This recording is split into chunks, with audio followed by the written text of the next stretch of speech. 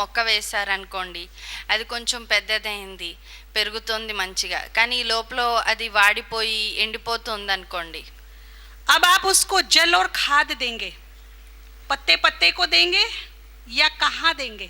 మీరు దానికి ఏదైనా నీరు పోసినా లేకపోతే దానికి ఎరువు వేయాలన్నా ఎక్కడ వేస్తారు? ఆకాకుకి వేస్తారా లేకపోతే మొదల్లో వేస్తారా? कहाँ देंगे? जड़ में देने के बाद भी आपने देखा पानी और नीचे जाता है, और जो उस वृक्ष का अस्तित्व है उसको टच हो करके फिर चोटी तक पहुंचता है. ऑटोमेटिकली प्रक्रिया है ये. మనం నీరు పోసేది మొదల్లో అయినా అది ఇంకా ఇంకా పీల్చుకుని ఇంకా లోతుల్లోకి తీసుకుని అది మళ్ళీ చివరి ఆకు వరకు కూడా ఆ నీటిని ఆ ఎరువుని పంపిస్తూ ఉంటుంది. और 2 ही दिन के बाद फिर पेड़ क्या हो जाएगा? हरा भरा.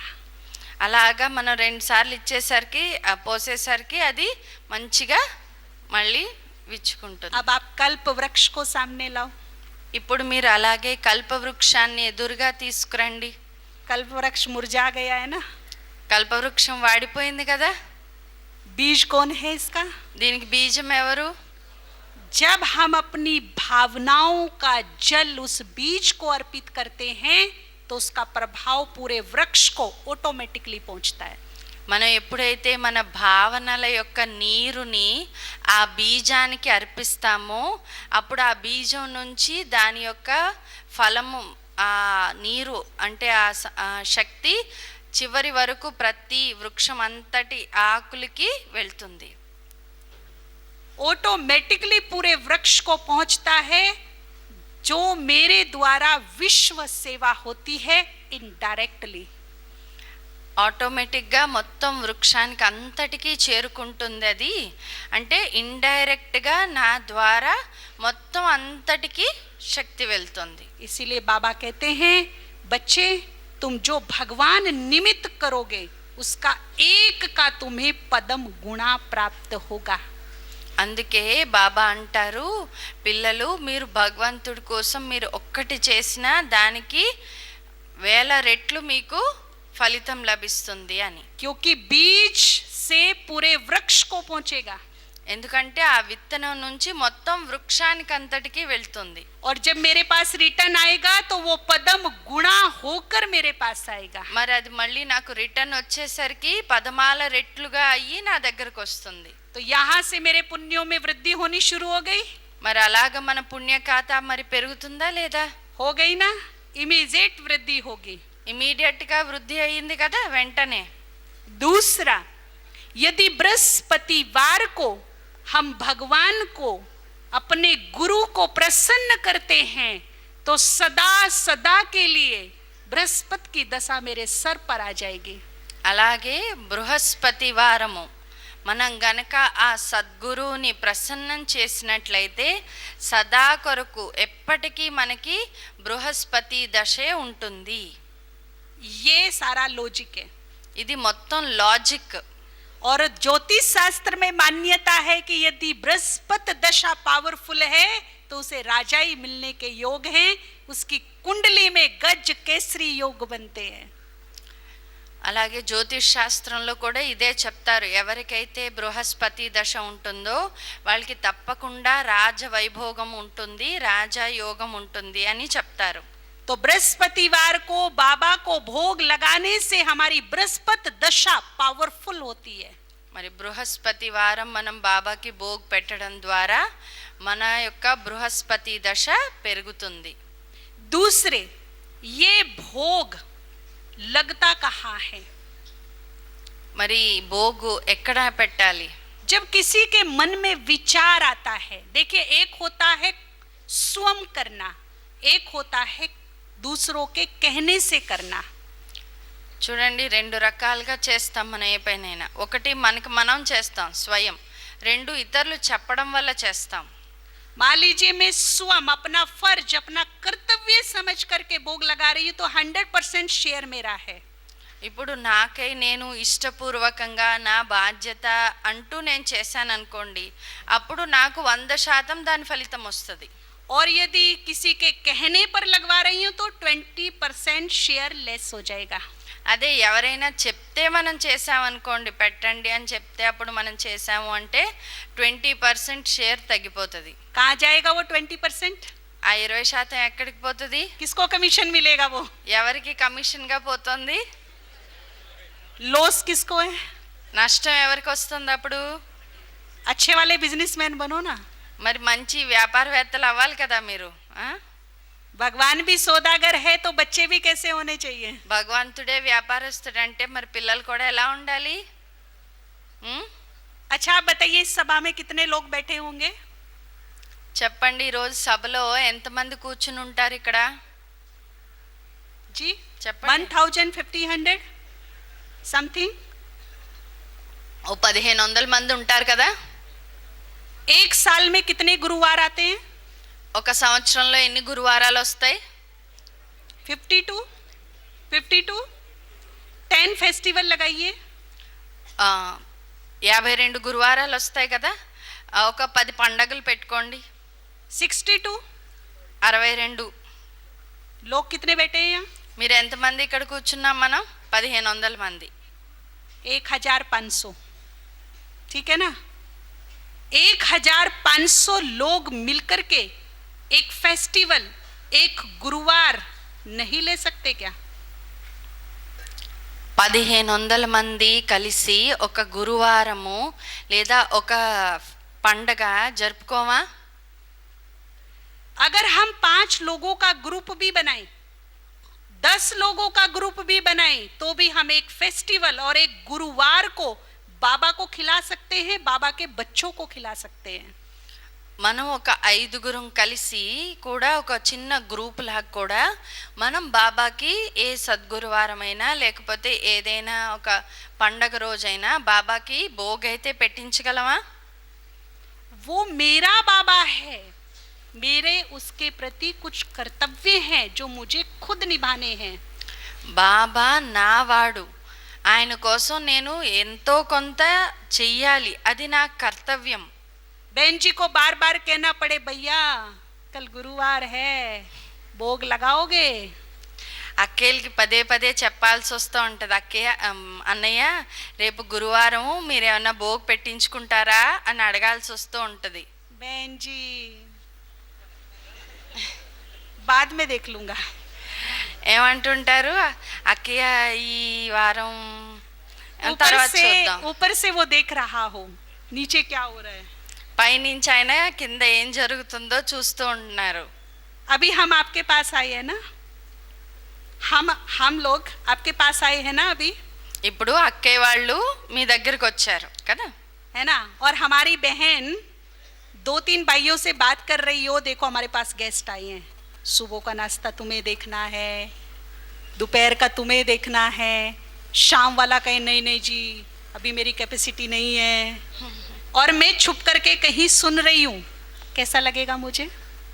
ఇప్పుడు అక్కయ్య వాళ్ళకి భోజనం అది పట్టించుకోవడం గురించి అక్కయ్య చెప్తున్నారు. మీరు ఈ టైంకి వీళ్ళని పట్టించుకోవాలి, ఈ టైంకి వీళ్ళకి భోజనం మీరు వడ్డించాలి, ఈ టైంకి మీరు టిఫిన్ మీరు చూసుకోవాలి అని అక్కయ్య చెప్తున్నారు అనుకోండి. చిన్నవాళ్ళకి చెప్తుంటే వాళ్ళు అమ్మో నాకు ఇంకా అంత శక్తి లేదు, నేను ఇంకా చేయలేను అని అంటున్నారు అనుకోండి ఆ చిన్నవాళ్ళు.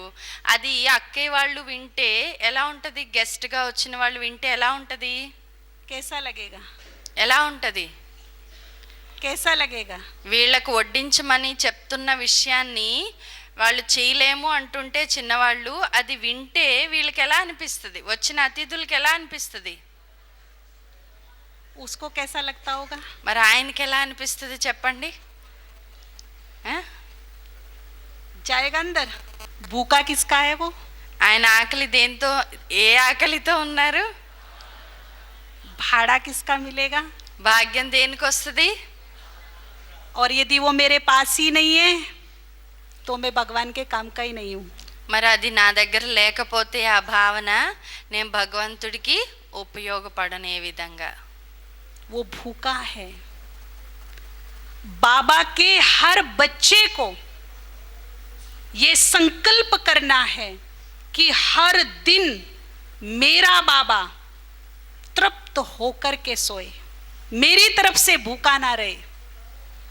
బాబా యొక్క ప్రతి ఒక్క పిల్లవాడికి ఈ సంకల్పం ఉండాలి లోపల, నా తండ్రి ఏ ఒక్క రోజు ఆకలితో నిద్రపోకూడదు. ఏ ఆకలితో?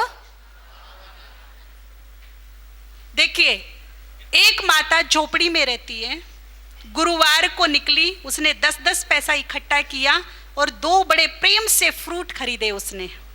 ఒక మాత చిన్న పాకలో ఉండేవారట. ఆమె కష్టపడి పని చేసుకుంటూ 10 రూపాయలు పోగేసుకుని ఆ 2-3 రోజులు డబ్బులు తీసుకుని ఒక 2 పళ్ళు కొన్నారు. 2 गुलाब के फूल तोड़ के लाई।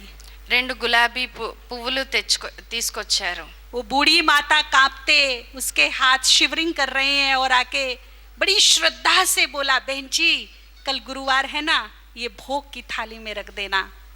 ఆమె ఎంతో భావనతో శ్రద్ధతో ఆమె చేతులు కూడా వణికిపోతున్నాయి. అంత పెద్ద వయసు ఆమె ఆ పళ్ళు ఆ పువ్వులు తీసుకొచ్చి, అక్కయ్య రేపు గురువారం కదా భోగ్లో పెట్టండి అన్నారు. बहन जी ने रखा और भोग बाबा के पास गया। అప్పుడు ఆ అక్కయ్య భోగ్ పెట్టారు, అది బాబా దగ్గరికి తీసుకువెళ్ళారు. अब बाबा अपना सिंहासन छोड़ता है, 10 कदम आगे बढ़ता है। బాబా తన సింహాసనాన్ని వదిలి 10 అడుగులు ముందుకు వచ్చారు. अपने दोनों हाथ बढ़ाकर वो थाली पकड़ता है। బాబా 2 చేతులు చాచి ఆ భోగ్ పళ్ళాన్ని తీసుకున్నారు చేతిలోకి. और उसमें से पूरी भावनाओं को खींचकर तृप्त होता है। బాబా ఆ పెట్టిన నైవేద్యంలో ఉన్నటువంటి భావనంతటిని పూర్తిగా స్వీకరించారు. और आनंदित होकर उसे ढेर सारी गोड गिफ्ट प्रदान करता है, वरदान देता है, दुआएं देता है, कृपा दृष्टि रखता है उसके ऊपर। బాబా దాన్ని పూర్తిగా స్వీకరించి చాలా ఆనందిస్తూ వారికి వరదానము, వారికి పూర్తిగా సుఖము సంతోషం యొక్క ఆశీస్సుల్ని అందించారు. अगर हम उसे राजी कर दे तो वो हमें अपने वरदान, शक्ति, नवनिधि, संपूर्ण सिद्धि प्रदान कर सकता है। మనం ఆయన్ని గనుక రాజీ చేసుకుంటే మనకి సుఖము, శాంతి, నవసిద్ధి, సంపద అన్నిటినీ ఆయన మనకి అందిస్తారు.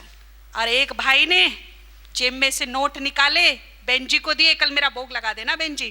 ఒక అన్నయ్య వచ్చి జేబులోంచి ఒక నోట్ తీసి ఇచ్చి, అక్కయ్య రేపు మా భోగ్ పెట్టించండి అన్నారు. बहन जी ने कहा कल आना भैया। नहीं नहीं नहीं नहीं, मेरे पास मरने की फुर्सत नहीं, मैं नहीं आ सकता हूँ।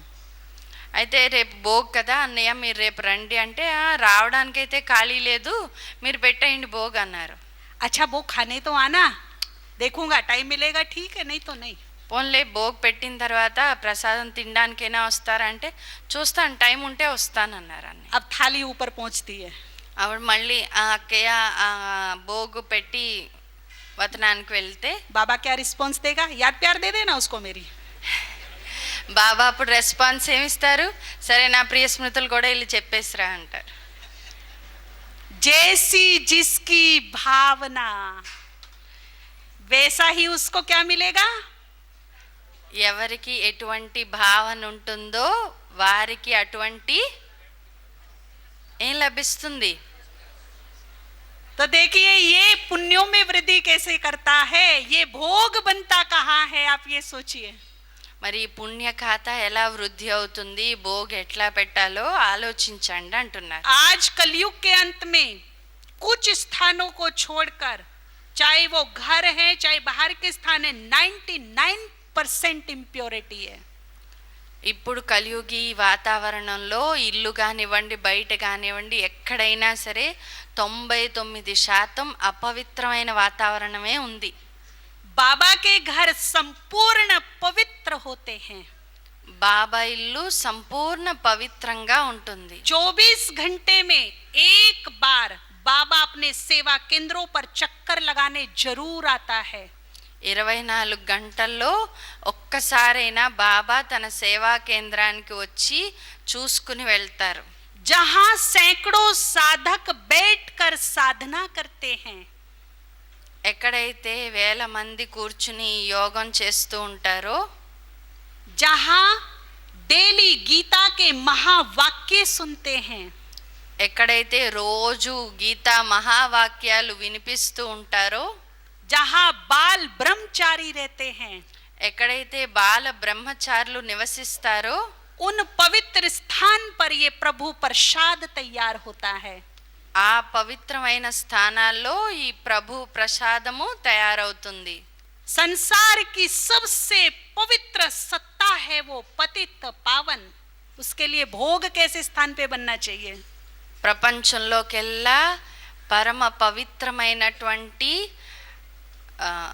భోగ శక్తి పరమాత్మ. మరి అటువంటి ఆ తండ్రికి మనం భోగు ఏ విధంగా అర్పించాలి? अब इसको बनाता कौन है? దాన్ని తయారు చేసే వాళ్ళు కూడా ఎవరు? मैं आपको आज एक बहुत बड़ी ऑफर दे रही हूं। जो नियम धारणाओं में स्ट्रांग है वो इस मौके को, इस अवसर को ना चूके। ఎవరైతే నియమాలు విధానాలు శ్రద్ధగా పాటిస్తున్నారో వాళ్ళు ఈ యొక్క విధానాన్ని తప్పనిసరిగా పాటించండి. भोग बनाना भी बहुत बहुत बड़ा पुण्य है। భోగ్ తయారు చేయడం కూడా చాలా చాలా గొప్ప పుణ్యం. पर कंडीशन स्ट्रांग नियम धारणाएं चाहिए। కానీ దానికి కండిషను చాలా స్ట్రాంగ్, అంటే ఖచ్చితంగా నియమాల్ని ధారణ చెయ్యాలి. अगर नियम धारणाओं में वीक हैं तो भोग से दूरी बनाकर रखें। ఒకవేళ నియమాలను ధారణ చేయడంలో వీక్గా ఉన్నారు అంటే భోగ్ పెట్టడానికి దూరంగా ఉండండి. तो बनाता कौन है इसको? మరి దాన్ని తయారు చేస్తుంది ఎవరు? जिसका गायन पूजन आज भी कामधेनु और अन्नपूर्णा के रूप में हो रहा है। ఎవరిదైతే మహిమ చేయబడుతోందో, అన్నపూర్ణాదేవి అని మహిమ చేయబడుతోందో, కామధేను అని మహిమ చేయబడుతోందో వారు తయారు చేస్తున్నారు. जिसकी त्याग और तपस्या की कहानी भगवान की डायरी में स्वर्ण अक्षरों में लिखी जाएगी। వారి యొక్క త్యాగము తపస్సు యొక్క జీవితాన్ని భగవంతుడి యొక్క డైరీలో సువర్ణ అక్షరాలతో రాయబడి ఉంటుంది. वो कौन है? ये श्वेत वस्त्र धारणी ब्रह्मा कुमारियां। వాళ్ళెవరు? ఈ తెల్ల వస్త్రాలు ధరించినటువంటి బ్రహ్మ కుమారీలు. जो छोटी छोटी उम्र में अपना घर संसार छोड़कर आ गई। చిన్న చిన్న వయసుల్లోనే తమ ఇళ్లను వదిలేసి వచ్చారు. जिन्होंने संसार की सारी इच्छाएं, सारे वैभव त्याग दिए। ప్రపంచంలో ఉన్నటువంటి కోరికల్ని వైభవాల్ని అన్నిటినీ త్యాగం చేసి వచ్చారు. जिन्होंने भगवान को अपना संसार बना लिया। ఎవరైతే భగవంతుణ్ణే తమ ప్రపంచంగా చేసుకున్నారో, जो दुखियों के दुख दूर कर रही है। వారు దుఃఖితుల యొక్క దుఃఖాన్ని దూరం చేస్తున్నారు. जो अशांत आत्माओं को शांति दे रही हैं। అశాంతి ఆత్మలకి శాంతినిస్తున్నటువంటి जो వారు. सत्य ज्ञान का प्रकाश फैला रही हैं। సత్యమైన జ్ఞానం యొక్క ప్రకాశాన్ని వ్యాపింపచేస్తున్నవారు. उनके पवित्र हाथों से ये ब्रह्मा भोजन तैयार होता है। వారి పవిత్రమైన హస్తాలతో ఈ బ్రహ్మ భోజనం తయారవుతుంది. और जब ये प्रभु प्रेम में मगन होकर भोजन बनाती है तो देव मंडल में देवताएं विचरण करते हैं। మరి వీళ్ళు ఎప్పుడైతే ప్రభువు యొక్క ప్రేమతో నిండినటువంటి మనసుతో వాళ్ళు ఈ భోజనాన్ని తయారు చేస్తూ ఉంటారో అప్పుడు దేవ మండలంలో దేవతలు విహరిస్తున్నారు. और इस भोग की खुशबू लेकर के वो कहते हैं, మరి ఈ భోగ్ యొక్క ఆ సుగంధాన్ని వాళ్ళు ఆ వాసన పీలుస్తూ వాళ్ళు ఏమంటారు? काश काश हमारे भाग्य में ये ब्रह्मा भोजन होता। हमारे भाग्य में 56 प्रकार का भोग तो है, परंतु ये प्रभु प्रसाद देवताओं के भाग्य में भी नहीं है। మాకు కూడా ఈ ప్రభు ప్రసాదం యొక్క భాగ్యం దొరికితే బావుండు, భలే మాకు 36 రకాల భోజనం లభిస్తుంది, కానీ భగవంతుడి ప్రసాదం అయితే మాకు లభించే అదృష్టం లేదు అని. ये प्रभु प्रसाद केवल आपके भाग्य में है, केवल आपके भाग्य में। ఈ ప్రభు ప్రసాదము కేవలం మీ భాగ్యంలోనే ఉంది, కేవలం మీ భాగ్యంలోనే ఉంది. तो अपना राइट हैंड उठाइए, మీ కుడి చెయ్యి అందరూ ఎత్తండి, इसे अपने कंधे पर लगाइए ఇలా భుజం మీద పెట్టుకోండి. और बोलिए वाह रे मैं, వాహ్ హరే నేను, वाह रे मेरा भाग्य। వాహ నా భాగ్యము. दुनिया में कहते हैं पंडितों को खिला दो तो ग्रहचारी उतर जाएगी। ప్రపంచంలో ఏమంటారంటే పండితులకి భోజనం పెడితే మీ గ్రహచారం తొలగిపోతుంది అంటారు. ब्राह्मणों को खिलाने की बड़ी अच्छी प्रथा है हिंदू धर्म में। బ్రాహ్మణులకి పెట్టడం అంటే అది చాలా మంచి కార్యంగా భావిస్తారు హిందూ ధర్మంలో. अन्नदान को विशेष दान माना गया है। అన్నదానం మహాపుణ్యము విశేషంగా భావిస్తారు. तो जब ग्रहचारी आती है तो ब्राह्मणों को खिलाते हैं। ఏదైనా గ్రహచారం పట్టిందంటే కూడా ఏమంటారు, బ్రాహ్మణులకి పెట్టండి అంటారు.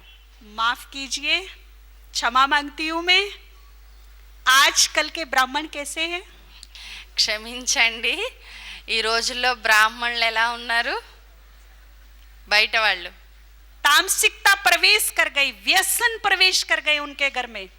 తామసికత ప్రవేశించేసింది వారిలో కూడా. వ్యసనాలకు వాళ్ళు కూడా అలవాటు పడిపోతున్నారు. एक वैष्णव भाई हमको महाराष्ट्र में वही महाबलेश्वर के पास है, वहां मिले। అన్నయ్య అక్కే వాళ్ళకి ఒక వైష్ణవుడు అన్నయ్య కనిపించారు. మహాబలేశ్వరం దగ్గర ఉంటారు ఆయన.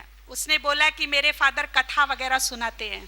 ఆయన చెప్పారు వాళ్ళ నాన్నగారంట హరికథ అది వినిపిస్తూ ఉంటారట. और कहा मैं अंदर की बात बताऊं, కానీ లోపల విషయం ఒకటి చెప్పమంటారా? हमारे यहाँ ब्रेकफास्ट में रोज अंडा बनता है। కానీ మాకు రోజు టిఫిన్లో కోడిగుడ్డు పెడతారు, और తింటారు. इवनिंग टाइम में डेली नॉनवेज बनता है। అలాగే రోజు మధ్యాహ్నం భోజనంలో నాన్ వెజ్ తయారు చేసుకుని మాంసాహారం తింటారు వాళ్ళు. हम कश्मीर में गए, वहाँ के ब्राह्मणों से मिले। అక్కడ కాశ్మీర్ వెళ్ళినప్పుడు కూడా అక్కే వాళ్ళు బ్రాహ్మణుల్ని అక్కడ వాళ్ళని కలిశారు. तो वहाँ कुछ ब्राह्मणों ने बोला कि हम तो नॉनवेज खाते हैं, అక్కడ బ్రాహ్మణులు కూడా అన్నారట మేము మాంసాహారం తింటాము అని. और कहा जब शिवरात्रि आती हम तो शिवलिंग पर भी नॉनवेज का भोग लगाते हैं। అక్కడ వాళ్ళైతే శివరాత్రి రోజు శివలింగానికి కూడా మాంసాహారం అర్పిస్తారట. अगर ऐसे ब्राह्मणों को खिलाने से ग्रहचारी उतर जाएगी तो आप कैसे ब्राह्मण हो? అలాంటి బ్రాహ్మణులకే మనం భోజనం పెడితే గ్రహచారం తొలగిపోతుందంటే మరి మీరందరూ ఎలాంటి బ్రాహ్మణులు? कैसे ब्राह्मण हो आप? ఎలాంటి బ్రాహ్మణులు మీరు? आपकी जेब में 500 रुपया पड़ा है, మీ జేబులో 500 రూపాయల నోటు ఉండొచ్చు. आप घर से दूर हो, మీరు ఇంటికి దూరంగా ఉన్నారు. आपको 2 दिन हो गए भोजन नहीं किया, మీరు 2 రోజులు అయిపోయింది భోజనం చేయలేదు. आपके सामने ऑनियन के पकोड़े बन रहे हैं, మీ ఎదురుగా ఉల్లిపాయ పకోడీ వేస్తున్నారు. कौन है ऐसा यहाँ जो खा लेगा? మీలో ఎవరు వెళ్ళి దాన్ని తింటారు? हाथ उठाइए, कौन है ऐसा? ఎవరైనా తింటారా? బాబా పిల్లలు మీ దగ్గర డబ్బులు ఉన్నాయి, ఎదురుగా పకోడీ एक भी వేస్తున్నారు. नहीं है, तो ये कैसे ब्राह्मण है? ఒక్కరు కూడా లేరు. మరి మీరు ఎలాంటి బ్రాహ్మణులు? सच्चे ब्राह्मण। సత్యమైన బ్రాహ్మణులు కదా మీరు, అవునా? धरत परिये पर धर्म ना छोड़िए, ధరణి చీలిన ధర్మాన్ని విడిచిపెట్టరాదు. मरना मंजूर है लेकिन कॉम्प्रोमाइज नहीं। చనిపోవడానికైనా సిద్ధమే, కానీ కాంప్రమైజ్ రాజీ పడేది లేదు. ऐसी श्रेष्ठ आत्मा ही सत्य धर्म स्थापन कर सकती है। అటువంటి శ్రేష్ఠాత్మలే సత్యమైన ధర్మాన్ని స్థాపన చేయగలరు. ये महान आत्मा ही युग परिवर्तन करेंगी। ఈ మహానాత్మలే యుగ పరివర్తన చేయగలుగుతారు. देखिए, यहाँ यदि एक बाबा की कुमारी खड़ी हो जाए तो 100 ब्राह्मणों के बराबर होती है। ఇక్కడ ఒక్క కుమారి నిలబడ్డారు అంటే ఆమె 100 మంది బ్రాహ్మణులకి సమానం. और यदि बाबा का एक कुमार खड़ा हो जाए तो ఇక్కడ ఒక్క కుమారుడు బాబా పిల్లవాడు నిలబడ్డాడు అంటే ఎంతమందికి? 700 700 ब्राह्मणों पे भारी पड़ जाए। 700 మంది బ్రాహ్మణులకి సమానం. और सबसे बड़ी बात जो इस सभा में युगल बैठे हैं, అందరికంటే ఇంకా గొప్పతనము ఇక్కడ యుగల్స్ కూర్చుని ఉన్నారు. इन्होंने संसार की सबसे बड़ी चुनौती को स्वीकार किया। ప్రపంచంలోకెల్లా గొప్ప అవకాశాన్ని సొంతం చేసుకున్నారు. जो बड़े बड़े ऋषि मुनि जगत गुरु ये कह चुके थे, घर ग्रस्त में रहना, पवित्र रहना मुश्किल असंभव है। పెద్ద పెద్ద స్వామీజీలు విద్వాంసులు కూడా చెప్పారు, గృహస్థంలో ఉంటూ పవిత్రంగా జీవించడం అసంభవం, అసాధ్యమని. और उन्होंने जंगल का रास्ता अपना लिया, हिमालय पर चले गए. అలా ఉండలేమని చెప్పి వాళ్ళు అడవి మార్గాన్ని ఎంచుకున్నారు, హిమాలయ పర్వతాల మీదకి వెళ్ళిపోయారు. इस चुनौती से फेल हो गए.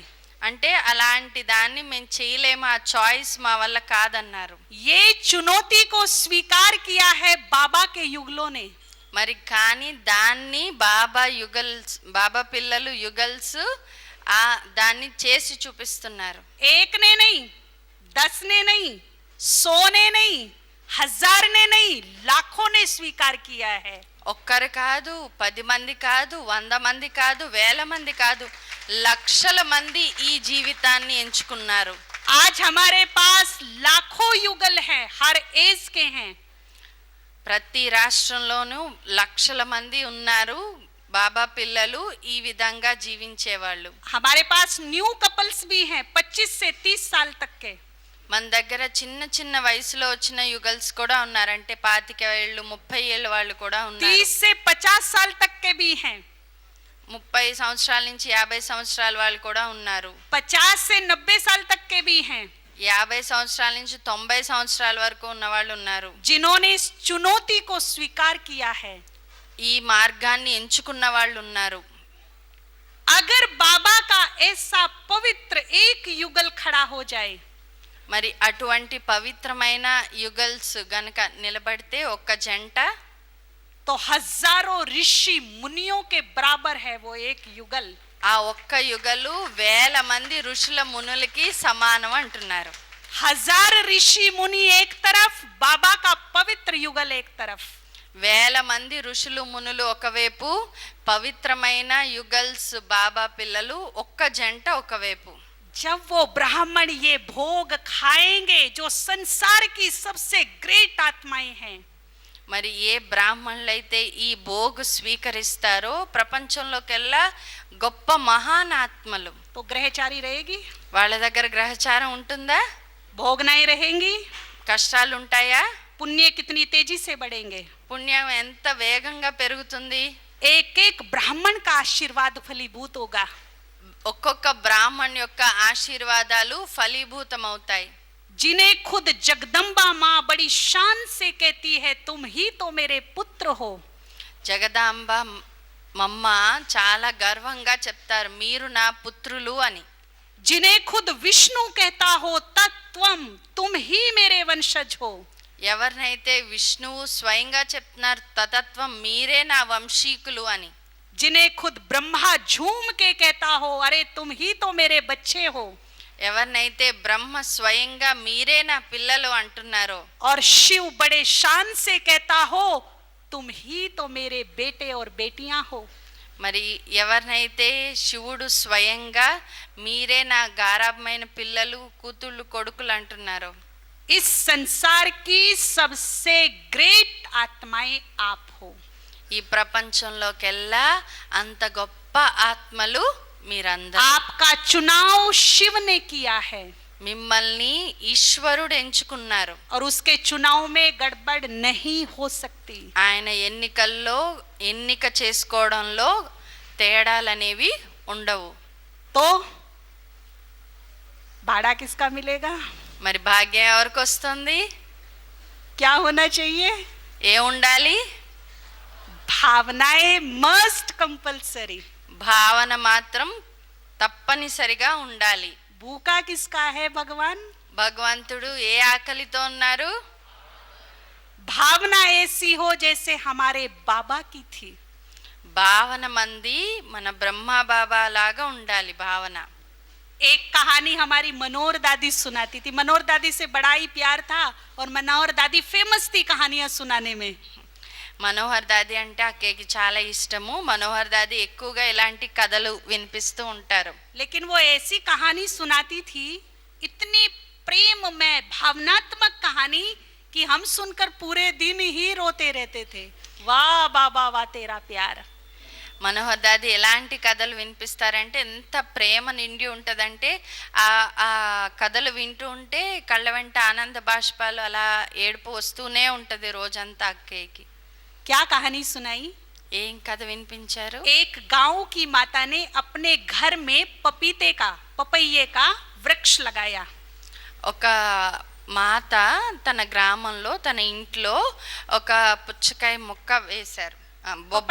బొబ్బస్కాయ వేశారు మొక్క. पपैया समझते हैं ना? हाँ, బొప్పాయి. हाँ.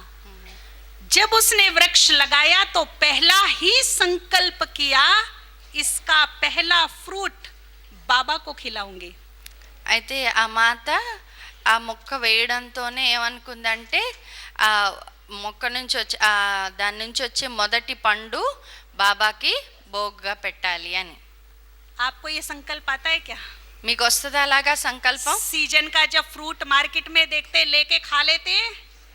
సీజన్లో వచ్చేటువంటి పళ్ళు దొరికినప్పుడు మొదటగా కొన్నవి మొదట బాబాకి పెట్టాలని ఉంటుందా లేకపోతే ముందే మనం తినేయాలని ఉంటుందా? परिवार में 10 लोग हैं, फ्रूट 5 है, क्या करोगे? పరివారంలో ఇంట్లో 10 మంది ఉన్నారు కానీ పళ్ళు 5 ఉన్నాయనుకోండి, ఏం చేస్తారు? क्या करोगे? ఏం చేస్తారు? बांट कर हिस्सा देंगे ना, పంచుకుని తింటారు కదా. या 5 को दे देंगे, 5 को छोड़ देंगे. 5గురికి పెట్టి 5గురికి మానేస్తారా? तो बाबा पड़ोसी का है क्या? బాబా పక్కింటి వాడా ఏంటి మరి? या मेरा है? నావాడా? उसको क्यों छोड़ देते हैं? మరి ఆయన్ని ఎందుకు వదిలేస్తున్నావు? छोड़ना चाहिए. వదిలేయాలా ఆయన్ని? आज से आप एक अनुभव करके देखना, कोई भी सीजन का फ्रूट आए ना, सबसे पहले बाबा के लिए निकालो. ఈ రోజు నుంచి ఒక మంచి అనుభవం చేసుకోండి. సీజన్కి ఏదైనా అంటే ఒక్కొక్క సీజన్లో వచ్చేది ఏ పండు వచ్చినా మొట్టమొదట బాబాకి పెట్టాలి అనేది పెట్టుకోండి. और फिर उसका इफेक्ट देखना कि आपके घर में वो फ्रूट खत्म नहीं होगा, आता रहेगा, भरता रहेगा. చూడండి దాని ప్రతిఫలము మీ ఇంట్లో పళ్ళకి లోటు ఉండదు, వస్తూనే ఉంటాయి పళ్ళు అలాగా. ये प्रैक्टिकल आप रिजल्ट देखना. ఇది ప్రాక్టికల్ రిజల్ట్. तो माता ने संकल्प किया कि इसका पहला पपीता अपने हाथों से बाबा को खिलाऊंगी जाकर के.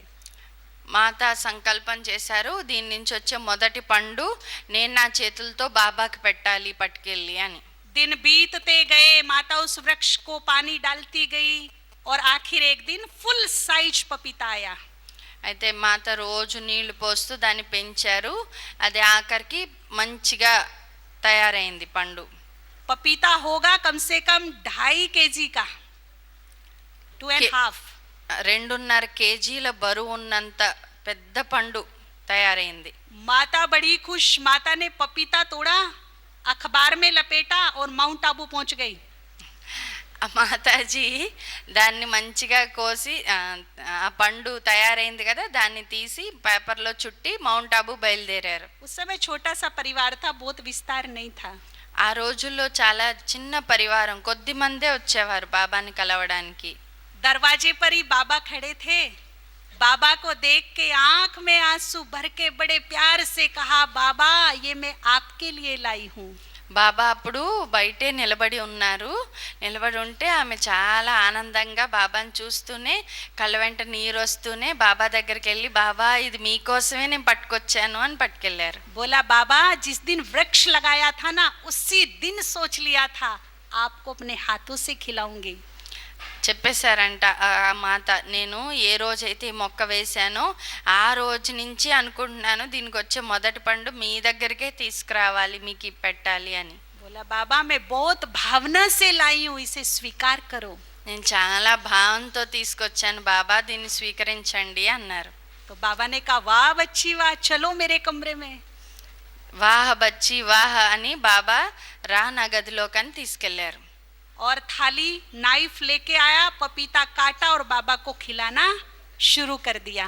ఆమె ఒక ప్లేట్లో ఆ పండు పెట్టి దాన్ని ముక్కలు కోసి బాబాకు తినిపించడం మొదలు పెట్టారు. वही सीन था जैसे भिलनी के बेर राम ने खाए थे. అది ఎలాంటి దృశ్యం అంటే శబరి రాముడికి తినిపించిన దృశ్యం. जैसे विदुर के घर में श्री कृष्ण ने साग खाया था. ఎలా అయితే సుధాముడు కృష్ణుడి దగ్గర తిన్నారు.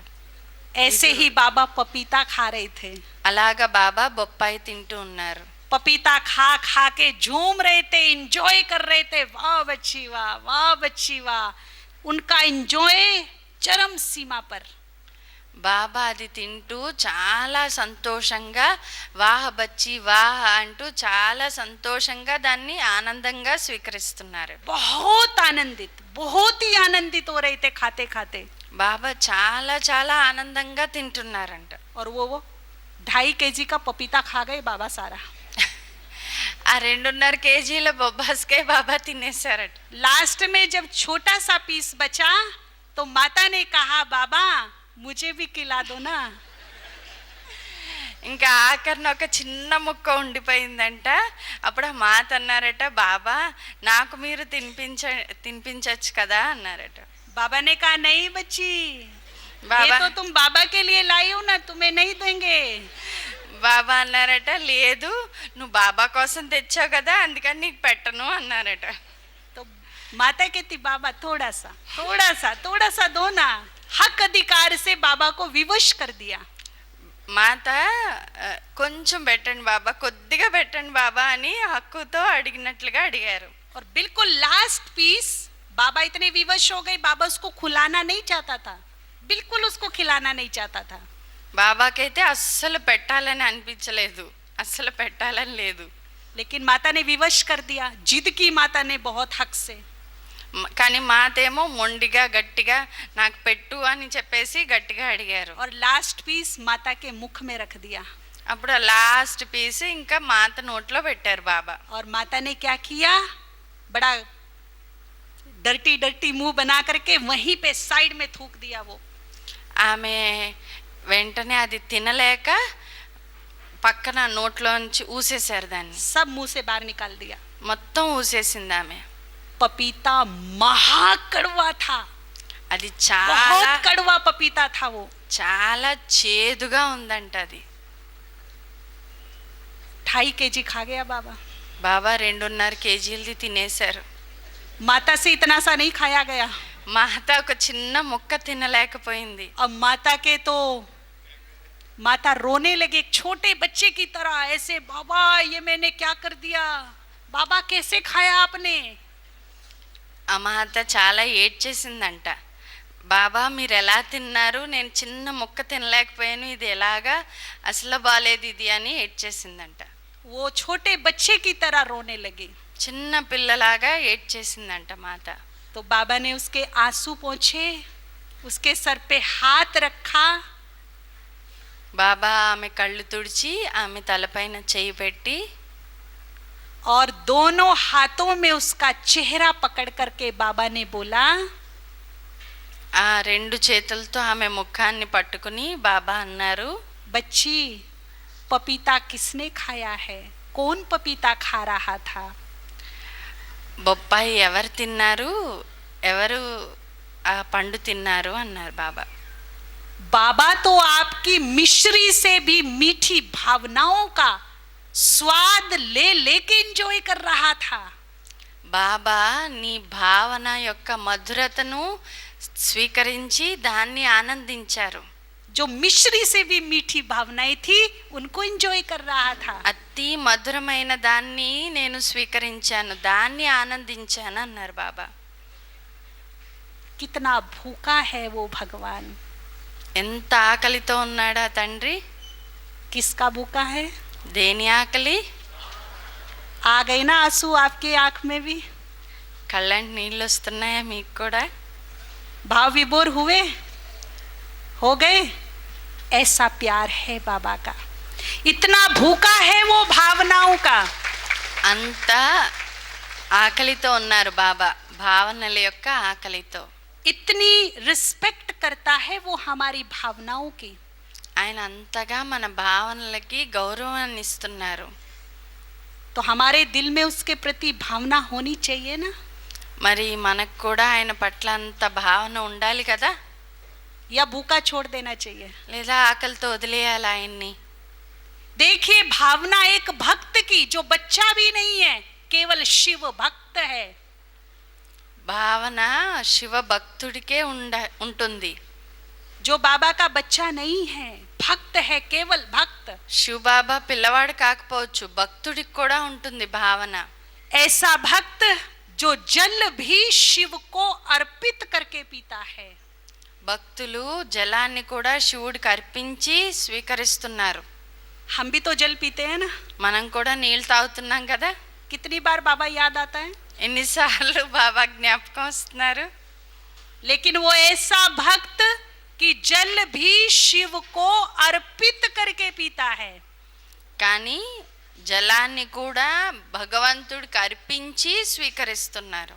उसकी एज काफी हो गई, घर में संतान नहीं, बस शिवलिंग के सामने जाके आराधना करता है, एक पुत्र मुझे मिल जाए. భక్తులు సంతానం లేదని ఇంట్లో కూడా పట్టించుకోకుండా శివలింగం ముందు కూర్చుని భక్తి చేస్తూ ఉంటారు. अब उसके घर में शिव ने एक ऐसी आत्मा को भेजा, जब वो चलती थी तो हजारों कदम रुक जाते थे. అలాంటి ఆ జంటకి ఒక భక్తుల యొక్క జంట భక్తి చేసేవాళ్ళు, వాళ్ళు సంతానం కోసం శివుడికి ఎంతో భావనతో భక్తి చేస్తే వారికి ఎలాంటి సంతానాన్ని భగవంతుడు ఇచ్చారంటే, అతను నడుస్తూ ఉంటే వేల మంది అలా చూస్తూ ఉండిపోయేటువంటి వాడిని ఇచ్చారు. जब वो मुस्कुराती थी तो हजारों चेहरों पर खुशी आ जाती थी. ఆయన నవ్వుతూ ఉంటే వేల మందిలో సంతోషం నిండిపోతుంది. जो ब्राह्मण परिवार की प्राण थी, जो शिव की शान थी. బ్రాహ్మణ పరివారం యొక్క ప్రాణము, శివుని యొక్క గర్వము. वो थी हमारी दादी प्रकाशमणि. ఆమె ఎవరో కాదు, దాది ప్రకాశ్మణి. जो शिव भक्त के घर में पुत्र बन के जन्मी. శివుడి యొక్క భక్తుల ఇంట్లో పుత్రుడిగా పుట్టారు. बाबा के मैसेज से स्पष्ट हुआ ना दादी कहाँ गई. బాబా మెసేజ్ లో చెప్పారు కదా దాది ఎక్కడికి వెళ్ళి పుట్టారు అనేది. जो अष्ट रत्नों में एक है, అష్టరత్నాల్లో ఒక్కరు దాది. जिसकी दृष्टि पाने के लिए घंटों इंतजार करते थे लोग. మరి ఆమె దృష్టిని తీసుకోవడానికి గంటల తరబడి నిలబడేవాళ్ళు. आप सोचिए वो आत्मा जिस माँ बाप की गोद में खेल रही होगी, वो कितने भाग्यवान होंगे. మరి ఏ తల్లిదండ్రుల ఒడిలో ఆమె పెరుగుతున్నారో వాళ్ళు ఎంత భాగ్యవంతులై ఉంటారు. अगर भक्त की सुनवाई हो सकती है तो बच्चे की नहीं होगी क्या. మరి భక్తుల యొక్క కోరికనే భగవంతుడు తీర్చాడు వాళ్ళకి, శివభక్తులు వాళ్ళు, ఆ తల్లిదండ్రులు.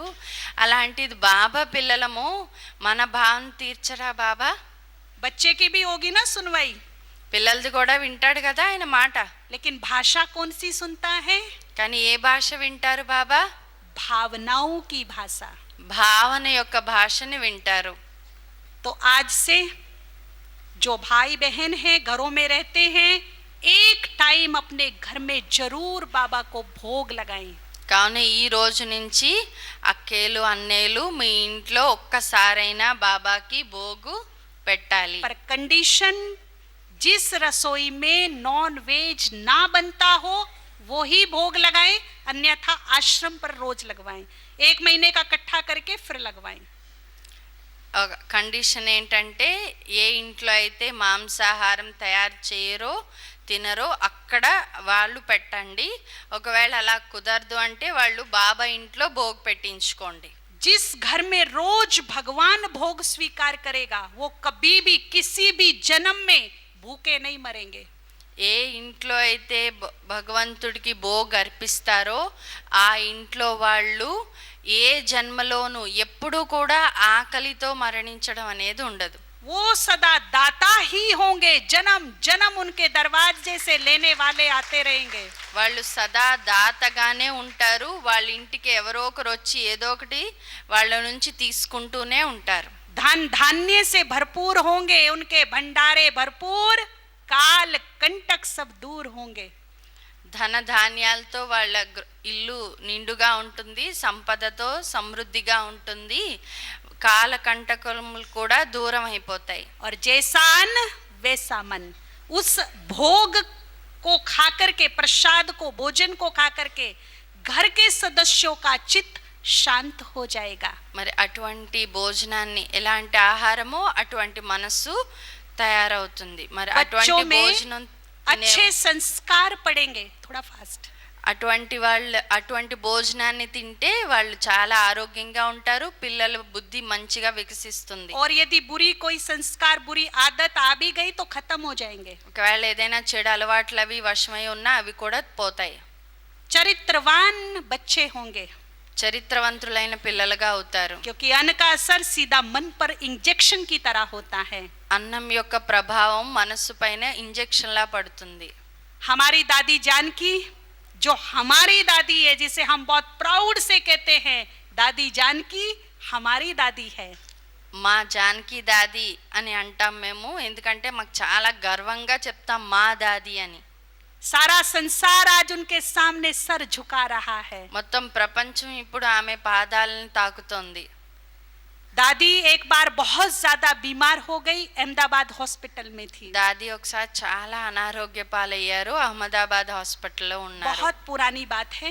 చాలా పాత విషయం. అప్పుడు प्रकाश मणि दादी ने सभी जोन इंचार्ज को इकट्ठा कर लिया कि कभी भी कुछ भी हो सकता है. జోన్ ఇన్ఛార్జ్ అక్కలందరినీ పిలిచేశారు. ప్రకాష్ మణి దాది ఏమో ఏదైనా జరగచ్చు అని. कंडीशन बहुत ही क्रिटिकल थी. చాలా క్రిటికల్ కండిషన్లో ఉన్నారు దాది అప్పుడు. अब दादी जानकी ने वहां की निमित्त बहन को बुलाया और कहा, बहन मैं बाबा को भोग लगाना चाहती हूँ. అక్కడ నిమిత్తంగా ఉన్న అక్కేని పిలిచి జానకి దాది అన్నారు, అంత అనారోగ్యంలో కూడా నేను బాబాకి భోగ్ పెట్టాలనుకుంటున్నాను. क्या मुझे भोग की व्यवस्था हो सकती है? నేను భోగ్ తయారు చేయడానికి వీలవుతుందా అని అడిగారు. दादी जानकी भोग में बहुत ही श्रद्धा रखती है. జానకి దాది భోగు పట్ల చాలా శ్రద్ధ పెడతారు. उनका मानना है मैं भला रूखा सूखा कहूँ पर बाबा को बढ़िया से बढ़िया भोग लगना चाहिए. నేను ఎలాంటి తిన్నా పర్వాలేదు కానీ బాబాకి మాత్రం చాలా మంచిగా భోగ్ పెట్టాలనుకుంటారు దాది. उसने कहा, बहन ने कि हाँ दादी व्यवस्था हो जाएगी. అక్కే నిమిత్తమైన అక్కే అలాగే దాది అన్నారు. उसने कहा अति शीघ्र भोग का थाल लेकर आओ और एक फूलों का हार लेकर आओ. అయితే వెంటనే భోగ్ తీసుకురండి, ఒక పూలమాల తీసుకురండి అన్నారు దాది. और दादी ने जमीन पर बैठकर क्रिटिकल कंडीशन में आधा घंटा बाबा को भोग लगाया. అప్పుడు దాది కింద నేల మీద కూర్చుని అరగంట బాబాకి భోగ్ పెట్టారు. रिजल्ट आपके सामने है. రిజల్ట్ మీ ముందుంది కదా. शत आयु प्राप्त कर चुकी है. 100 ఏళ్ల ఆయుష్ పొందారు దాది.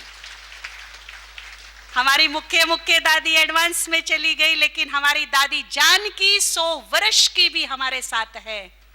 ఇంకా ముఖ్యమైన దాదీలందరూ కూడా అడ్వాన్స్ పార్టీలోకి వెళ్ళిపోయారు, కానీ జానకి దాది 100 ఏళ్ల ఆయుష్ పూర్తి చేసుకున్నారు. कितनी उम्र हो गई है? ఎన్ని సంవత్సరాలు పూర్తి? हमारी दादी बोलो सभी. మన దాది అందరూ और అనండి. फुल एक्टिव विश्व में पहली महिला. పూర్తిగా యాక్టివ్ గా ఉంటారు దాది. విశ్వంలో మొట్టమొదటి మహిళ. जो इंटरनेशनल संस्था का 100 साल की होने के बाद भी सुचारू रूप से संचालन कर रही है. విశ్వవ్యాప్తంగా ఉన్న సంస్థని, అంతర్జాతీయ సంస్థని 100 ఏళ్ల ఆయుష్ పూర్తి చేసుకుని కూడా ఇంత సుజావుగా నడిపిస్తున్నటువంటి మహిళ ఆమె ఒక్కరే. तीनों लोकों में ऐसी कोई महिला नहीं है. 3 లోకాల్లోనూ అటువంటి మహిళ లేదు. अभी बड़े बड़े लोग वीवीआईपी आए और कहा दादी जानकी को भारत रत्न मिलना ही चाहिए. పెద్ద పెద్ద విఐపీలు అందరూ వచ్చి అన్నారట, జానకి దాదికి భారత రత్న లభించాల్సిందే అని.